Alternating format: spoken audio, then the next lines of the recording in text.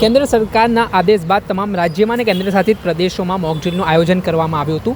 આજે મોકડ્રીલ 4 થી 8 કલાકના રોજ છે તે યોજાઈ હતી, જેમાં મોકડ્રીલનો ઉદ્દેશ અત્યારે ભારત અને પાકિસ્તાન વચ્ચે તણાવપૂર્ણ સ્થિતિનું નિર્માણ થયું છે અને ગમે ત્યારે યુદ્ધ થઈ શકે છે. અને આવી પરિસ્થિતિમાં અહીંના સ્થાનિક લોકોએ કેવી રીતે પોતાની સુરક્ષા રાખવી તે માટે સિવિલ ડિફેન્સના માણસો, આર્મીના જવાનો, હોમગાર્ડના જવાનો છે, તેમને મોકડ્રીલમાં ખાસ છે તે ટ્રેનિંગ આપવામાં આવતી હોય છે. અને તે ટ્રેનિંગના ભાગરૂપે જે સાયરનો વગાડવામાં આવે છે તે સાયરનો થકી કેવી રીતે લોકો જાગૃત થઈ શકે. 3 પ્રકારના સાયરનો હોય છે, તેમાં લોકોએ પોતાની સાવચેતી કેવી રીતે દાખવી તે માટેનું જ્ઞાન આપવામાં આવતું હોય છે. મોકડ્રીલ પાછળનો ઉદ્દેશ કોઈ પણ ઘટના બને તેની પહેલાં તકેદારી રાખવી, આગોતરું આયોજન કરવું, આગમચેતીના ભાગરૂપે આ પ્રકારે મોકડ્રીલનું આયોજન કરવામાં આવતું હોય છે. અને ગઈકાલે જે રીતે ભારતીય સેના દ્વારા પાકિસ્તાનના આતંકવાદી સંગઠનોના એરબેઝ ઉપર એર સ્ટ્રાઇક કરીને સૌથી વધારે આતંકીઓનો ખાત્મો કર્યો છે, તેને લઈને હવે બંને દેશો વચ્ચે સ્થિતિ તણાવપૂર્ણ બની છે. ત્યારે આ મોકડ્રીલ બાબતે શું કહી રહ્યા છે અધિકારી તે સાંભળી લો. पटेल डेप्यूटी कलेक्टर वाड़ा।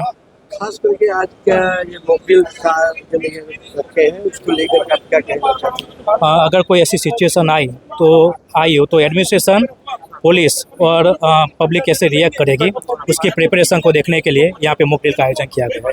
खास करके देख रहे हैं कि जिस तरीके आपने पूरे देश में प्रधानमंत्री आह्वान किए हैं और उस तरीके बताए, उसको लेकर क्या क्या गुजरात और खास करके अहमदाबाद क्या तैयारी?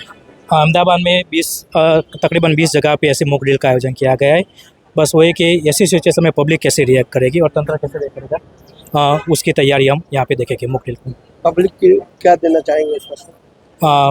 पब्लिक भी हमें सपोर्ट करेगी और तंत्र भी रेडी है, तो ऐसी सिचुएशन में कैसे सेफ होना, बस वही मॉकड्रिल में हम देखेंगे। આપણે સાંભળ્યા હતા અધિકારી જે આ મામલે માહિતી આપતા જણાવી રહ્યા છે. મોકડ્રીલ પાછળનો ઉદ્દેશ્ય અમદાવાદ સહિત ગુજરાતના 15 જેટલા જિલ્લાઓમાં આ મોકડ્રીલનું આયોજન કરવામાં આવ્યું હતું ને અલગ અલગ રાજ્યોમાં અને કેન્દ્ર શાસિત પ્રદેશોમાં આ મોકડ્રીલ યોજાઈ હતી. અને તેનો ઉદ્દેશ્ય નાગરિકોની સુરક્ષા, સલામતી સર્વાનુમતે હોય છે અને તેના જ ભાગરૂપે આ મોકડ્રીલ છે તે યોજવામાં આવતી હોય છે. ત્યારે આ મોકડ્રીલના થકી આજે રાત્રે 8 કલાકે બ્લેકઆઉટ્સ પણ કરવામાં આવશે, જેના કારણે કોઈ પણ રોશની છે તે બહાર ના જઈ શકે, અંધારપટ આ સમગ્ર દેશભરમાં જોવા મળશે ને તે માટેનું આયોજન કરવામાં આવ્યું છે. દર્શક મિત્રો, એન કવરેજ ન્યૂઝને આપ લાઈક કરી લો, સબસ્ક્રાઇબ કરી લો અને શેર કરવાનું ભૂલતા નહીં.